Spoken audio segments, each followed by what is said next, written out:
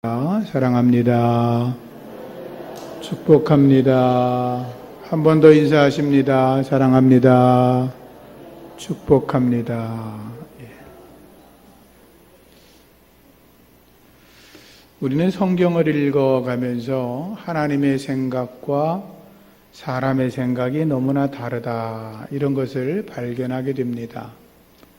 하나님의 기준과 사람의 기준이 다르고, 하나님께서 일하시는 방법과 사람들이 일하는 방법이 다르다는 것을 경험합니다. 일반적으로 사람들은 언제나 높은 곳에 오르려고 합니다. 높은 곳에 올라서 천하를 호령하려고 날마다 바벨탑을 쌓아 올립니다. 성공지상주의에 빠져서 가장 높은 곳에서 나 혼자 있어야 된다라고 생각합니다. 그래서 하루도 쉬지 않고 높은 곳에 올라가서 그 자리에 앉으려고 합니다. 그리고 사람들은 그런 분들을 보고 성공했다, 이렇게 말하곤 합니다. 그러나 높은 곳은 어느 누구의 것도 아닙니다. 높은 곳에 올라 있더라도 잠시뿐입니다. 권불 10년이라고 했습니다. 바벨탑이 무너져 내린 것처럼 하나님께서는 바벨탑을 쌓고 있는 인간들을 용서하지 않으십니다. 하나님은 방법이 조금 다릅니다. 하나님은 언제나 낮은 곳으로 내려오셨습니다. 가장 높이 계신 하나님께서 가장 낮고 천한 사람들을 향하여 끊임없이 내려오셨습니다. 말씀이신 하나님이 스스로 인간의 몸을 입고 오셨습니다. 성육신 하셨습니다. 그리고 스스로 십자가에 달려 죽으셨습니다. 더 낮아질 곳이 없으셨기 때문에 십자가까지 달리시고 무덤까지 내려가셨습니다. 요엘 선지자의 입을 통해 예언했던 말씀, 누구든지 주의 이름을 부르는 자는 구원을 얻으리라, 이 예언의 말씀을 하나님은 이루시려고 당신의 아들 예수를 보내셨고, 예수를 믿는 자들에게 구원의 은총을 베푸시고, 구원받은 하나님의 백성들이 하나님의 나라와 그의 의를 위해 열심히 살아가기를 원하고 계십니다. 저와 여러분들은 구원받은 하나님의 백성입니다. 그렇게 믿으시면 아멘. 그렇습니다.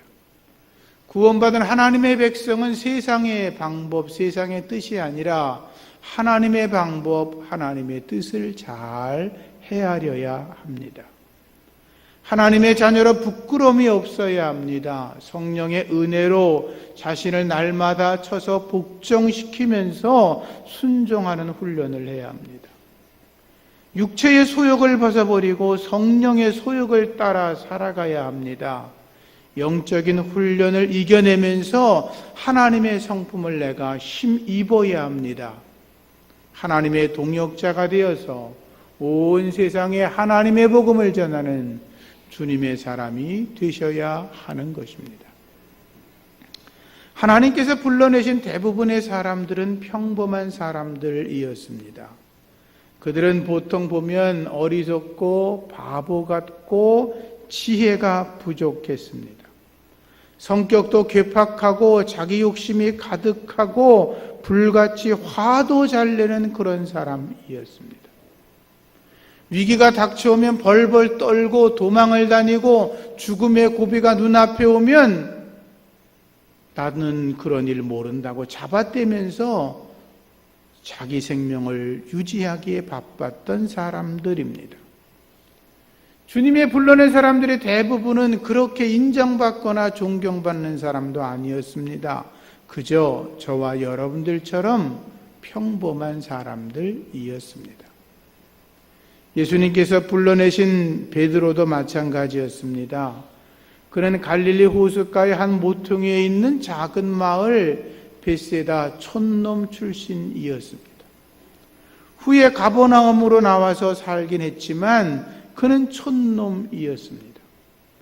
큰 도시에 가면 거기에 왕이 있고 귀족들이 있고 집정관이 있고 학자가 있고 부자가 있고 잘났다고 하는 사람들로 가득 차 있습니다. 그런데 예수님은 큰 도시에 있는 잘난 사람이 아니라 저 시골 구석 촌놈 베드로를 택하셨습니다.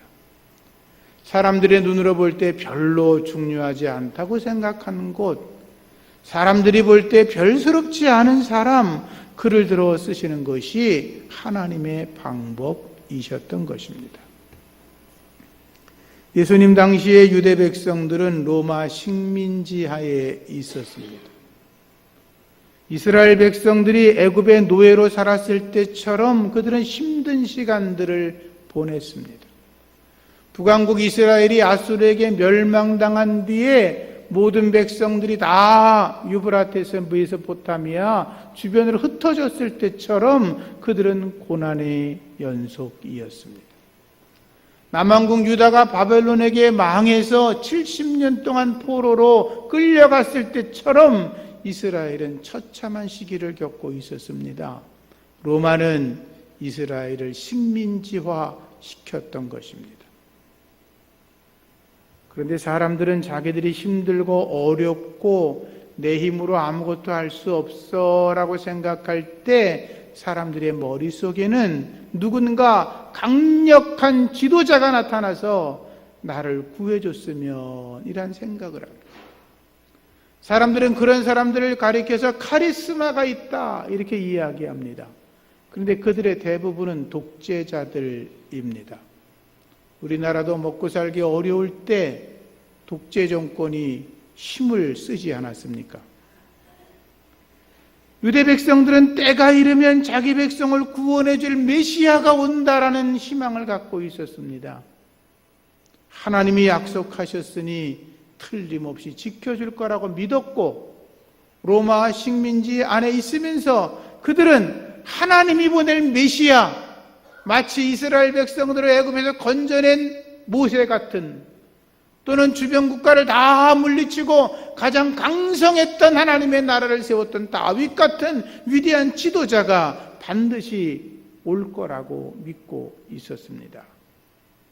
그렇게 유대 백성들이 메시아를 기다리고 있을 때에 혜성처럼 나타난 사람이 있었는데 그가 세례 요한이었습니다. 세례 요한이 나타나서 백성들을 향하여 외칩니다. 회개하라! 천국이 가까워졌다. 먹고 살기 어려운 사람들이, 날마다 굶주리는 사람들이, 이 땅에 살아가는 것에 대한 소망이 없는 사람들이 천국이 가까웠다고 하니까 귀가 번쩍 뜨였습니다. 천국이라는 말에 이게 무슨 소리야? 천국이라니! 마음을 열고 그 소문을 듣기 시작했습니다. 그리고 세례 요한에게 달려왔습니다. 세례 요한을 보니까 세례 요한이 낙타 털옷을 입고 그리고 허리에 가죽띠를 띠고 메뚜기와 석청을 먹고 사는 모습을 보고 이제 우리가 살았구나. 하나님이 이 시대 보낸 선지자 중에 선지자가 우리 앞에 나타났구나. 그들은 희망찬 생각을 했고 그 세례 요한에 대한 소문은 전국적으로 퍼지기 시작했어요.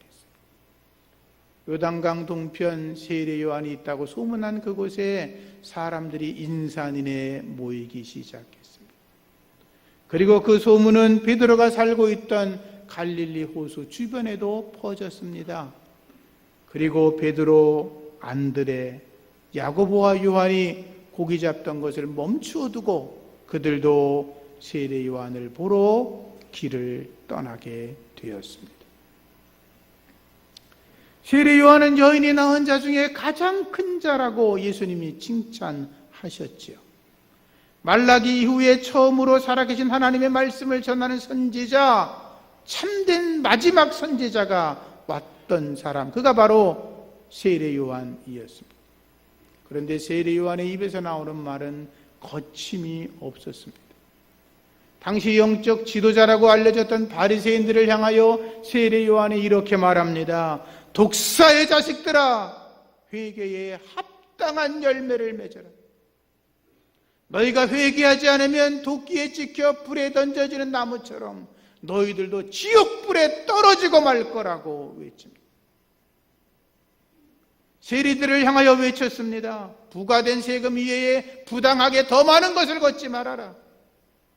군인들을 향하여 말합니다. 사람들을 강탈하지 마라. 너희들이 힘이 있다고 아무나 무고하게 고소하지 마라.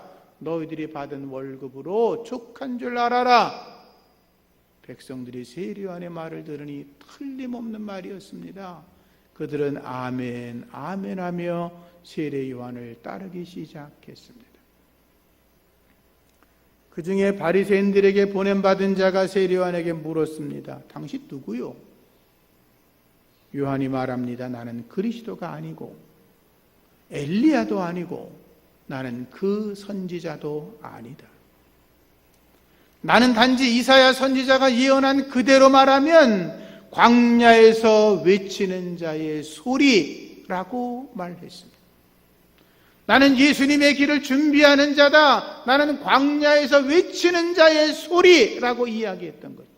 그들이 말합니다. 그런데 어떻게 내가 세례를 베풀 수 있냐? 세례요한이 말합니다. 나는 물로 세례를 베풀지만 너희 가운데 너희가 알지 못하는 한 사람이 서 계신데 내 뒤에 오실 그분이시라. 나는 물로 세례를 베풀지만 그분은 성령으로 불로 세례를 베풀 하나님이라고 이야기합니다. 나는 그분의 신발끈을 풀기도 감당하지 못할 자라고 자기를 낮추어 말합니다. 그 다음 날 세례요한이 예수님을 봅니다. 성령이 비둘기처럼 예수님 머리에 임하여 있는 걸 보고 그가 외칩니다. 보라, 세상 죄를 지고 가는 하나님의 어린 양이로다. 성령이 비둘기같이 하늘로부터 내려와 그분의 머리 위에 머물고 있고 그분이 너희들에게 세례를 성령으로 베푸실 분이라고 그렇게 선포합니다. 성경의 이야기를 잘 찾아보면 그때 안드레와 요한이 세례 요한의 제자가 됩니다.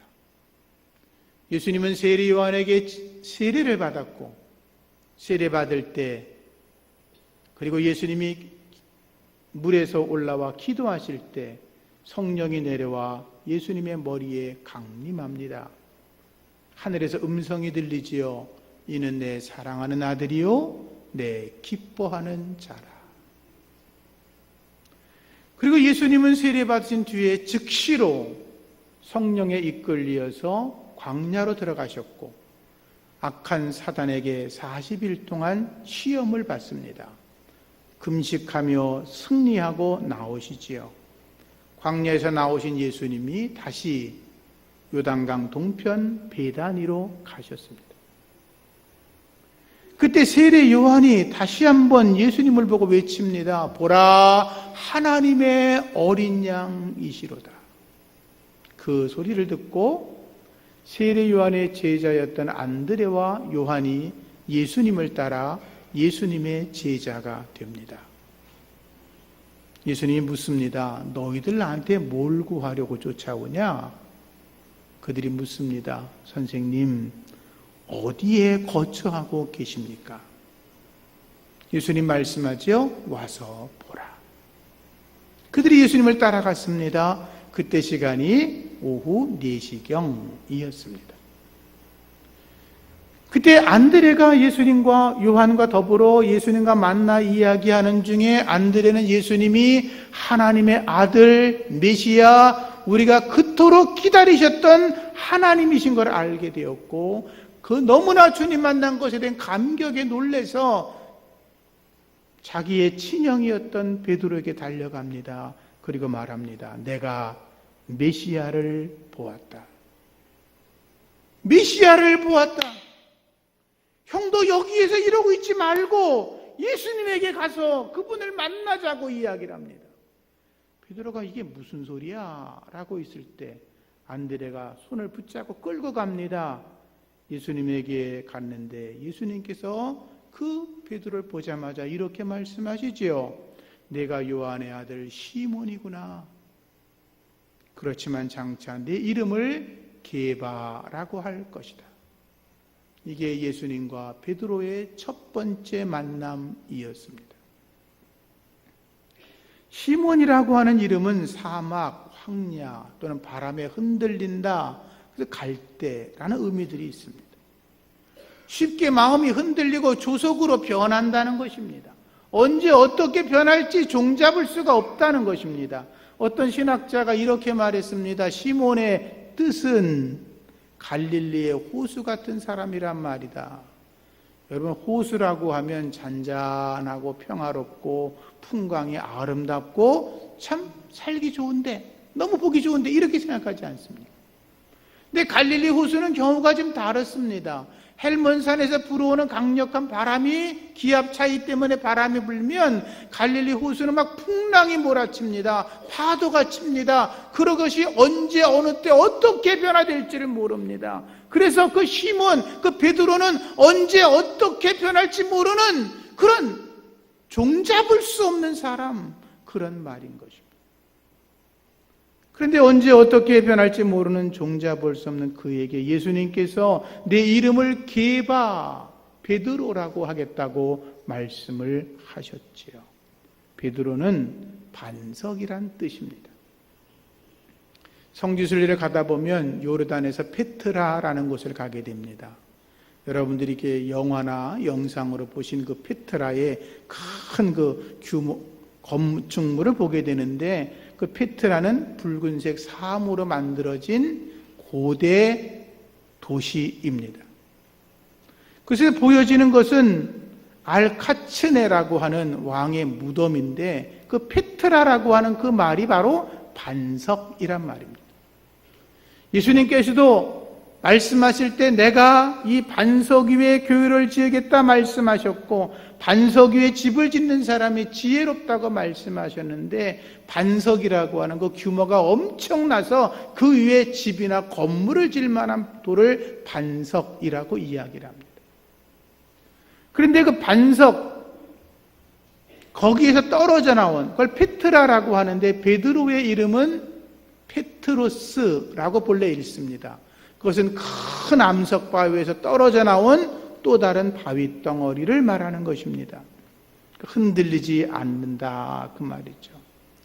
예수님의 말씀은 내 이름이 지금 변화무쌍하고 정함이 없고 언제 바람이 불으면 흔들리는 그런 이름이지만, 앞으로 너의 이름은 흔들림이 없는 반석이라고 하겠다. 그런데 내가 나를 만났으니 이제 반석 같은 믿음의 사람이 되라고 예수님이 말씀하신 거죠. 시몬은 옛사람의 이름입니다. 베드로는 새 사람의 이름입니다. 시몬은 육적인 이름입니다. 베드로는 영적인 이름입니다. 시몬은 죄인의 이름이고 베드로는 구원받은 백성의 이름입니다. 하나님은 시몬 같은 우리들을 베드로라고 불러주시는 줄로 믿습니다. 그런데 시몬을 베드로라고 불렀다 그래서 바로 그 순간부터 베드로의 삶이 시작된 것은 아니었습니다. 베드로는 주님을 따라가면서 수많은 변덕, 의심, 배반, 그런 것들을 통해서 실패를 경험합니다. 그런데 그런 일이 일어날 때마다 하나님께서 베드로, 너 옛 성품 시몬이 여전히 남아있지? 너 쓸데가 없어! 라고 버린 게 아니라 하나님은 그를 향하여 끝까지 참고 인내하셨다는 것입니다. 우리가 예수를 믿고 구원받은 백성이 되었습니다. 옛사람의 성질을 버리고 새사람의 옷을 입어 주님의 제자로 살아가고 있지만, 여전히 우리 속에는 하나님을 향한 의심, 배반, 그분을 대한 불순종이 우리 안에 여전히 남아있다는 것입니다. 그 모든 걸 이겨내고 성령으로 충만해서 반석 같은 믿음에 서기를 예수 이름으로 축복합니다. 바울도 그런 과정을 거칩니다. 로마서 7장을 보면 바울이 말하죠. 내가 원하는 것은 선을 행하는 것이지만 내 삶 속에는 선함보다 악한 것이 더 많다라고 고백을 합니다. 내가 구원받은 하나님의 백성이 되어서 하나님의 뜻을 쫓아 선한 삶을 살기를 원하는데 그렇지 않다는 거죠. 괴롭다는 거죠. 바울이 이렇게 탄식합니다. 오라, 내가 사망의 몸에 빠져 있다. 이 사망의 몸에서 누가 나를 건져낼 것이냐 라고 고백을 합니다. 바울은 기도의 사람이었기 때문에 그는 자기가 사망의 몸에서 곤고한 자기의 처지에서 벗어나는 길이 무엇인지를 알았습니다. 그것은 자기를 날마다 쳐서 복종시키는 것이었습니다. 영적으로 곤고하신 분이 계십니까?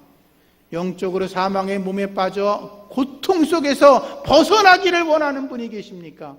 자기를 쳐서 날마다 복종시킬 수 있기를 바랍니다.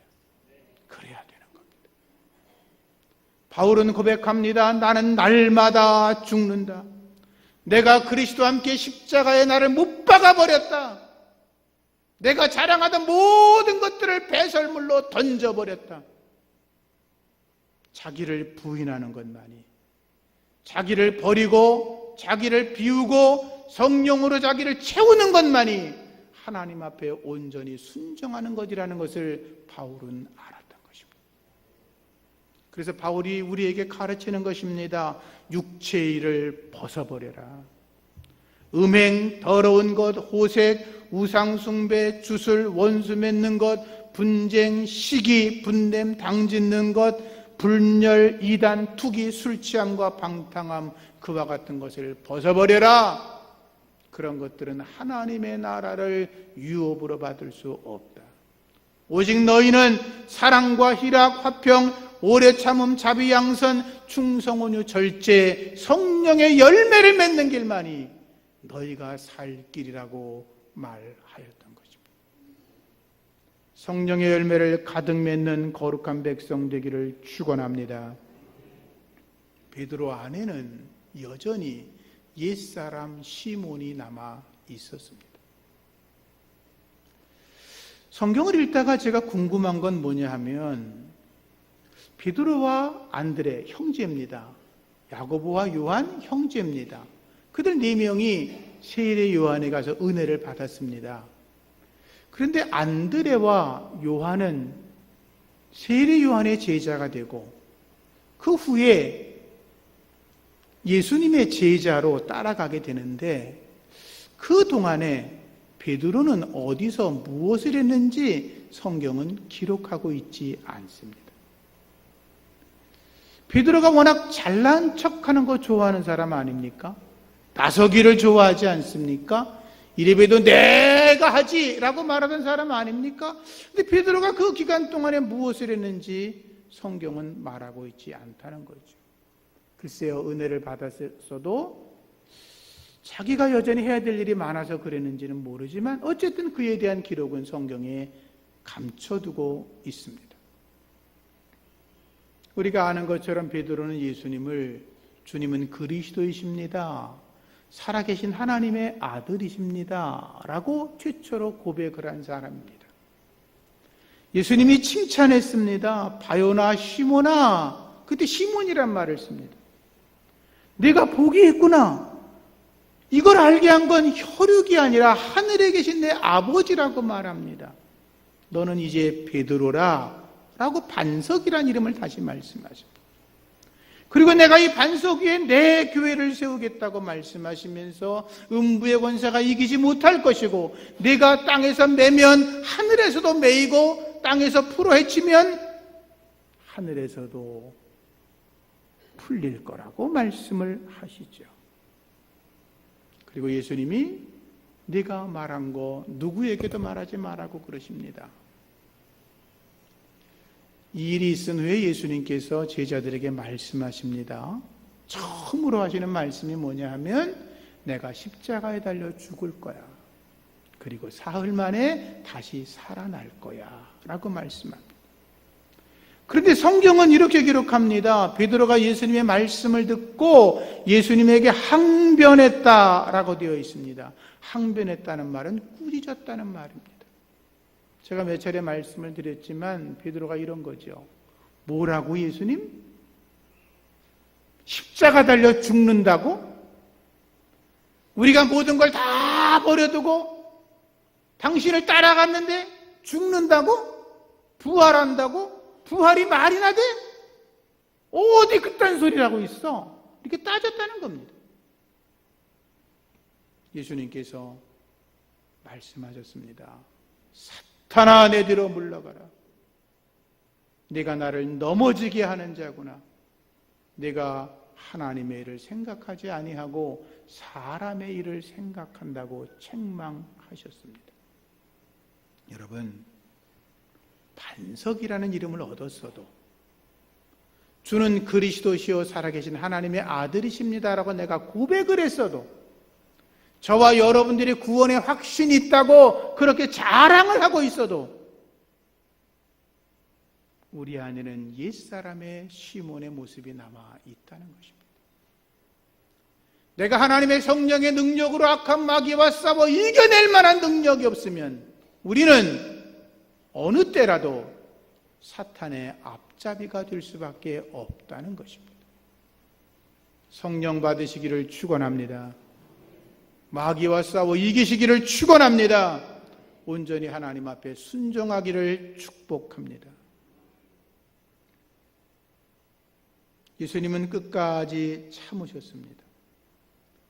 베드로가 예수님을 향하여 항변할 때도 내가 예수님을 3번이나 모른다고 부인했을 때도 예수님은 참으셨습니다.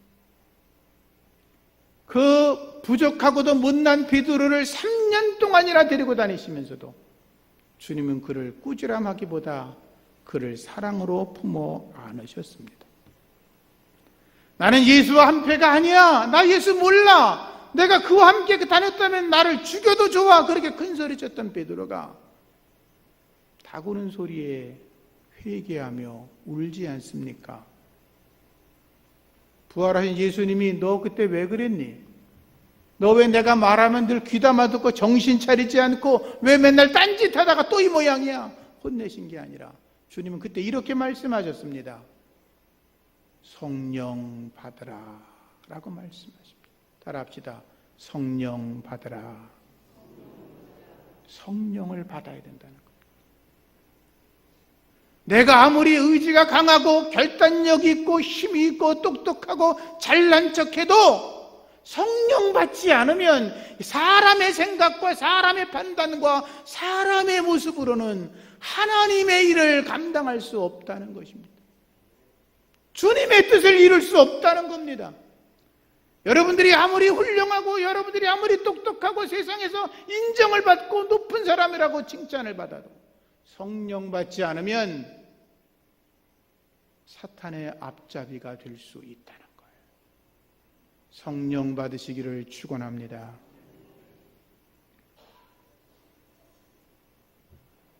주님의 인내는 옛사람 시몬을 새사람 베드로로 반석의 믿음 위에 올려놓으셨습니다. 베드로가 마가의 다락방에서 성령 받지 않습니까? 그리고 나서는 더 이상 변덕장이가 아니었습니다. 성령 받은 뒤에 베드로는 더 이상 시몬이 아니었습니다. 겁장이가 아니었습니다. 흔들리는 갈대가 아니었습니다. 반석 같은 믿음의 사람이었습니다. 그는 예수를 위해서 복음을 증거합니다. 하루에 3,000명이나 회개하는 기적을 경험합니다. 걷지 못했던 사람을 일으켜 세워 걷게 하고 뛰게 하고 찬송하는 기적을 경험합니다. 대제사장 문증이 베드로를 붙잡아다가 복음을 전하지 말라고 예수 전하지 말라고 심하게 매질을 했을 때 베드로가 말합니다. 하나님 앞에서 너희들 말을 듣는 게 옳으냐 아니면 하나님의 말을 듣는 게 옳으냐 너희들이 판단하라고 대제사장을 오히려 꾸짖습니다. 훗날 또 붙잡혀가지고 채찍으로 매를 당하고 고통을 당했을 때 베드로가 이렇게 말합니다. 우리가 사람보다 하나님에게 순종하는 게 마땅하다. 우리가 지금 예수님의 이름 때문에 능욕을 당하고 있지만 주님의 이름으로 능욕당하는 것은 합당한 것이라 이렇게 고백을 합니다. 여러분, 예수님 때문에 혹시라도 고난당하는 분이 있습니까? 합당한 일로 여기시고 고난을 이겨내시고 승리하여 반석의 믿음으로 나가시기를 축원합니다. 베드로가 담대하게 외칩니다. 다른 이로서는 구원을 얻을 만한 이름이 없다. 천하인간 중에 어느 누구도 구원받을 이름을 하나님이 허락하신 적이 없다. 오직 예수만이 구원의 주라고 그렇게 베드로가 증거하지 않습니까? 왜? 베드로가 성령 충만했기 때문입니다. 다시 말씀드립니다. 성령 충만하시기를 축원합니다. 성령 충만한 베드로를 통해서 귀신이 도망가고 병든 자가 일어나고 심지어 죽었던 다비다가 살아나는 기적이 일어납니다. 이방 사람 고넬료를 전도해서 이방 선교의 문을 열어 제칩니다. 그리고 베드로에게 가장 아름다운 모습은 베드로 후서에 나옵니다. 그는 신의 성품, 신성한 성품을 이미 담았습니다. 믿음의 덕의 지식을, 지식의 절제를, 절제의 인내를, 인내의 경건을, 경건의 형제 우애를, 형제 우애 위에 사랑을 더하라 라고 가르치며 너희들이 신성한 성품, 하나님의 성품에 참여하라고 가르치는 영적 권위자가 되었습니다. 그리고 그는 마지막에 십자가에 거꾸로 매달려 순교합니다. 이제는 흔들리지 않는 반석의 믿음이 된 것입니다. 우리 성도님들, 신앙이라고 하는 게 하루아침에 자라는 게 아닙니다. 여러분들이 교회 문을 열고 들어와서 내가 오늘부터 교회 다녀야지, 예수 믿어야지, 그렇다고 신앙이 갑자기 자라는 거 아닙니다. 내가 예수를 믿고 구원의 주님이라고 고백을 하고 찬송을 하고 여러분들이 주님의 일을 열심히 하고 있다 그래서 갑자기 어느 날 신앙이 쑥 반석 같은 믿음으로 서는 것이 아닙니다. 성령 충만함을 입어야 되는 것입니다. 흔들리지 않는 믿음을 얻어야 되는 것입니다. 예수님께서 시몬에게 내 이름을 게바 베드로라고 할 거야 라고 말씀했을 때 베드로의 마음속에 어떤 생각이 들었을까요? 내가 갈대같이 바람에 흔들리는 자라 그랬는데 내가 광야, 황야, 사막 쓸모없는 자라 그랬는데 예수라는 분이 나를 베드로 반석이라고 그러시네. 그래, 그럼 내가 이제부터 반석 같은 사람이 돼야지. 예수님이 나를 반석이라고 인정해 주셨으니까 지금은 내가 시몬일지라도 앞으로 내가 반석 같은 하나님의 사람이 될 거야. 그는 그렇게 자기 정체성을 확립했을 것입니다. 그리고 성령 받고 반석이 되고야 말았습니다. 사랑하는 성도님들, 아직도 우리 속에 옛사람 시몬이 남아 있습니까? 아마 남아 있겠죠. 성령의 능력으로 이겨내시기를 축복합니다. 하나님을 향한 의심, 배반, 변덕, 불순종이 남아 있습니까? 여전히 그것은 옛사람 시몬의 모습입니다. 성령의 능력으로 다 떨쳐내고 그리고 반석 같은 거룩하고 큰 믿음이 있어서 하나님께 영광 올리고 칭찬받는 저와 여러분 되기를 예수 이름으로 축원합니다. 하나님 감사합니다. 하나님, 우리가 주님을 따르고 있지만 구원받은 백성이지만 구원받기 이전에 더럽고 추악한 모습이 여전히 남아 있습니다.